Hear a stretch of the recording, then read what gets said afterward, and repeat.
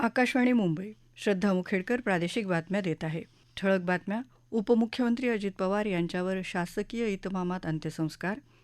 चालू आर्थिक वर्षात देशाचा आर्थिक विकास दर 7.4% राहील असा आर्थिक सर्वेक्षण अहवालाचा अंदाज.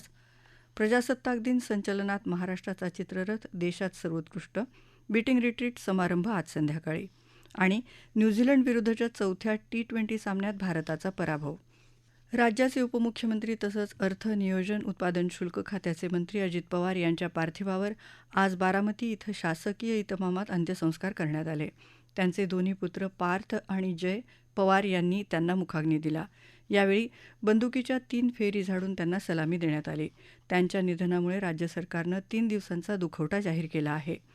अजित पवार यांच्या अंत्यसंस्काराला केंद्रीय मंत्री अमित शहा, नितीन गडकरी, रामदास आठवले, केंद्रीय राज्यमंत्री रक्षा खडसे, मुरलीधर मोहोळ, मुख्यमंत्री देवेंद्र फडणवीस, उपमुख्यमंत्री एकनाथ शिंदे, गोव्याचे मुख्यमंत्री प्रमोद सावंत, भाजपाचे राष्ट्रीय अध्यक्ष नितीन नबीन, मनसे अध्यक्ष राज ठाकरे, काँग्रेस प्रदेशाध्यक्ष हर्षवर्धन सपकाळ, ज्येष्ठ नेते सुशीलकुमार शिंदे आणि माजी मुख्यमंत्री अशोक चव्हाण यांच्यासह विविध पक्षांचे नेते उपस्थित होते.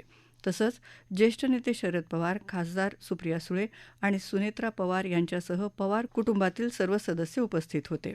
पवार यांच्या निधनानं संपूर्ण राज्यावर शोककळा पसरली असून लाडक्या नेत्याला अखेरचा निरोप देण्यासाठी हजारो शोकाकुल नागरिकांनी अंत्यसंस्काराच्या ठिकाणी गर्दी केली होती. बारामती इथं झालेल्या विमान अपघातात मृत्युमुखी पडलेल्या अजित पवार यांचे सुरक्षा अधिकारी विदीप जाधव यांच्यावर काल रात्री सातारा जिल्ह्यातल्या त्यांच्या मूळ गावी अंत्यसंस्कार करण्यात आले. 2009च्या तुकडीतले पोलीस हवालदार जाधव हे अजित पवार यांच्यासोबत विमानात होते. राज्याचे उपमुख्यमंत्री अजित पवार आणि अन्य 4 जणांच्या मृत्यूला कारणीभूत ठरलेल्या अपघातग्रस्त विमानाचा ब्लॅक बॉक्स अपघात स्थळावरून ताब्यात घेण्यात आल्याची माहिती नागरी विमान वाहतूक मंत्रालयानं दिली आहे. या प्रकरणाचा तपास सखोल आणि पारदर्शकपणे करण्याला आणि तो निश्चित काळात पूर्ण करण्याला सर्वोच्च प्राधान्य असल्याचं या मंत्रालयानं म्हटलं आहे. उपमुख्यमंत्री अजित पवार यांना श्रद्धांजली अर्पण करण्यासाठी आज जालना शहर आणि जिल्ह्यात बंद पाळण्यात आला. जालना जिल्हा व्यापारी महासंघानं केलेल्या आवाहनाला प्रतिसाद देत व्यापाऱ्यांनी बंद पाळला. चालू आर्थिक वर्षात देशाचा आर्थिक विकास दर 7.4% राहील असा अंदाज आज संसदेत सादर झालेल्या आर्थिक सर्वेक्षण अहवालात व्यक्त करण्यात आला आहे. केंद्रीय अर्थमंत्री निर्मला सीतारामन यांनी हा अहवाल सादर केला. याविषयी अधिक जाणून घेऊया आमच्या प्रतिनिधीकडून. ग्राहकांकडून होत असलेली खरेदी आणि गुंतवणूक या आधारे यंदा देशाचा आर्थिक विकास दर 7.4% राहील आणि सलग चौथ्या वर्षी भारत ही जगातली सर्वाधिक वेगानं वाढणारी अर्थव्यवस्था राहील असा अंदाज या आर्थिक पाहणी अहवालात व्यक्त केला आहे. दरडोई वार्षिक उत्पन्न 2,05,000 रुपयांवरून 2,20,000 रुपयांपर्यंत वाढण्याचा अंदाज आहे. आगामी आर्थिक वर्षात देशाचा आर्थिक विकास दर 6.8 ते 7.2% दरम्यान राहील असा अंदाज आहे. जीएसटीमध्ये केलेल्या सुधारणा, जागतिक पातळीवरच्या संकटांचं संधीत केलेलं रूपांतर या सगळ्या गोष्टींशी जुळवून घेण्यासाठी अर्थव्यवस्थेला पुढचं वर्ष लागेल असं यात नमूद केलं आहे. आंतरराष्ट्रीय पातळीवरची परिस्थिती अस्थिर असली तरी निराश व्हायचं कारण नाही. निर्यातीवर येत असलेले निर्बंध आणि प्रगत राष्ट्रांकडून तंत्रज्ञानाची होणारी अडवणूक यावर मात करण्यासाठी स्वदेशीवरचं अवलंबित्व वाढवण्याची गरज आर्थिक सर्वेक्षण अहवालात व्यक्त केली आहे. त्यासाठी कच्च्या मालाचे दर कमी करण्याचं धोरण यात सुचवलं आहे. पायाभूत सुविधा, परवडणाऱ्या दरात कच्चा माल उद्योगांना उपलब्ध झाला, मनुष्यबळ चांगल्या दरात उपलब्ध झालं तर देशांतर्गत निर्मित वस्तूंची किंमत कमी व्हायला मदत होईल असं यात म्हटलंय. डॉलरच्या तुलनेत रुपयाचं सध्याचं मूल्य हे देशाच्या आर्थिक परिस्थितीचं नेमकं चित्र उभं करत नाही. 2025 या वर्षात वस्तूंच्या आयातीत व्यापार तूट होती तर आयातीच्या तुलनेत आपण अधिक सेवांची निर्यात केली, पण रुपयाला सावरण्यासाठी हे पुरेसं ठरलं नसल्याचं आर्थिक पाहणी अहवालात नमूद केलं आहे. गुंतवणुकीसाठी सुरक्षित ठिकाण असल्यानं सोनं आणि चांदीतली तेजी येत्या काळातही कायम राहील असंही यात म्हटलं आहे. प्रलंबित समस्यांपलीकडे जाऊन दीर्घकालीन उपाययोजनांच्या मार्गावर देशाची वाटचाल होत असल्याचं प्रधानमंत्री नरेंद्र मोदी यांनी आज सांगितलं. नवी दिल्लीत सुरू असलेल्या अर्थसंकल्पीय अधिवेशनाच्या दुसऱ्या दिवशी ते संसद भवन परिसरात बातमीदारांशी बोलत होते. सुधारणा, कार्यक्षमता आणि परिवर्तन या 3 तत्वांवर केंद्र सरकार काम करत आहे. विविध कल्याणकारी योजनांचा लाभ समाजाच्या शेवटच्या वर्गापर्यंत पोहोचवण्यावर सरकारचा भर असल्याचं प्रधानमंत्र्यांनी सांगितलं. या प्रादेशिक बातम्या आकाशवाणीच्या मुंबई केंद्रावरून देत आहोत.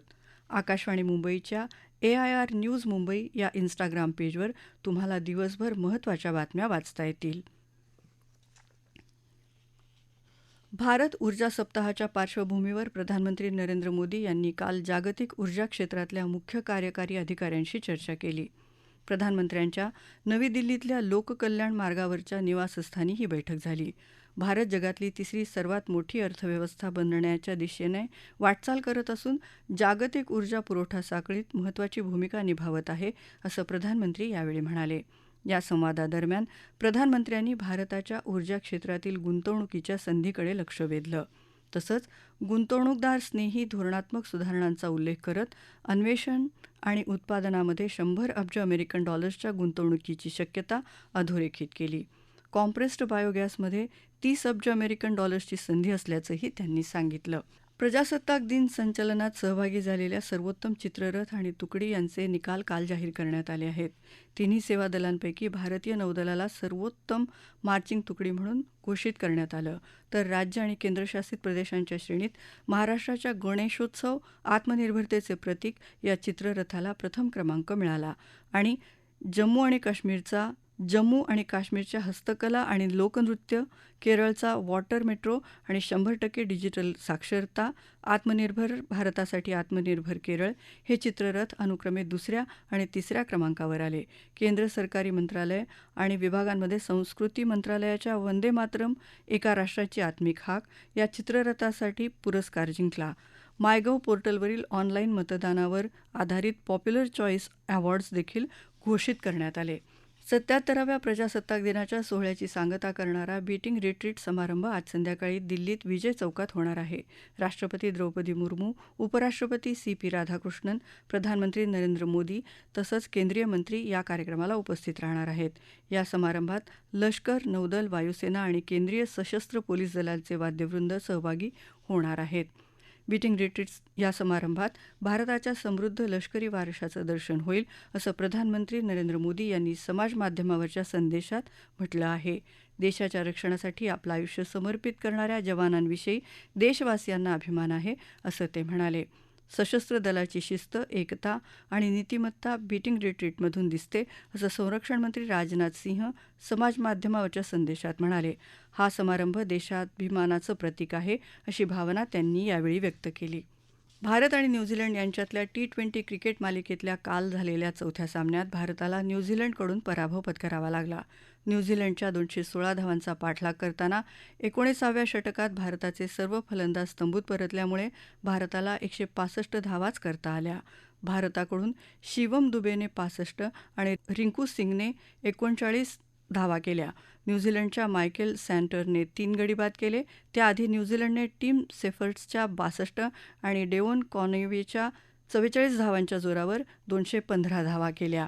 अभिव्यक्ती स्वातंत्र्य हा मूलभूत अधिकार असला तरी त्याचा वापर हा एखाद्या व्यक्तीविरोधात शिवराळ भाषा आणि अपमानजनक मोहीम राबवण्यासाठी केला जाऊ शकत नाही, असं दिल्ली उच्च न्यायालयानं म्हटलं आहे.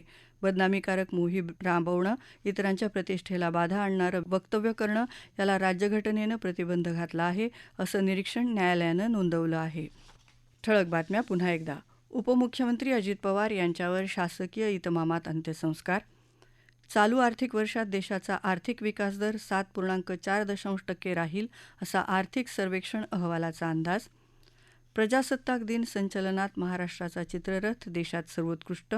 बीटिंग रिट्रीट समारंभ आज संध्याकाळी. आणि न्यूझीलंड विरुद्धच्या चौथ्या T20 सामन्यात भारताचा पराभव. याबरोबरच आकाशवाणी मुंबई केंद्रावरचं हे प्रादेशिक बातमीपत्र संपलं. पुन्हा भेटूया संध्याकाळी 5 वाजता आकाशवाणी मुंबईच्या पुढच्या बातमीपत्रात. नमस्कार.